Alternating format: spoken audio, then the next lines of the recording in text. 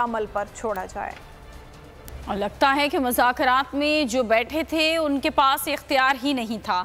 हम अदालत के हुक्म पर मुज़ाकरात के लिए बैठे थे, सुप्रीम कोर्ट के फैसले का इंतज़ार कर रहे हैं। सुप्रीम कोर्ट जो फैसला देगी वो हतमी होगा।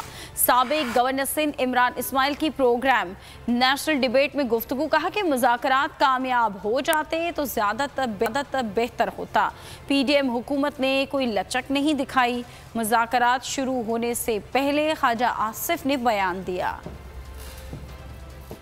टॉक्स में बैठे हुए थे, वो मेरा ख्याल है कि अथॉरिटी उनके पास नहीं थी। हम बैठे थे इस कोर्ट के कहने के ऊपर। कोर्ट ने क्योंकि ये एडवाइस की थी और पाबंद किया था कि आप लोग बैठ के बात करें, तो हम बैठ के बात कर रहे थे। अभी तो हम इंतज़ार करेंगे सुप्रीम कोर्ट का कोई फैसला आ जाए, और जो फैसला सुप्रीम कोर्ट देगी वो हतमी होगा। इस वक्त जो मुल्क में हालात हैं, अगर तो टॉक्स कामयाब हो जाते हैं दोनों जमातों के तो शायद ज़्यादा बेहतर होता, लेकिन कोई फ्लेक्सिबिलिटी PDM की हुकूमत ने ना दिखाई।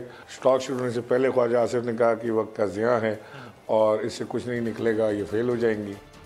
मकबूजा कश्मीर की हैसियत बहाल होने तक भारत से बात नहीं हो सकती। वज़ीर ख़ारजा बिलावल भुट्टो का भारत को दो टोक पैगाम।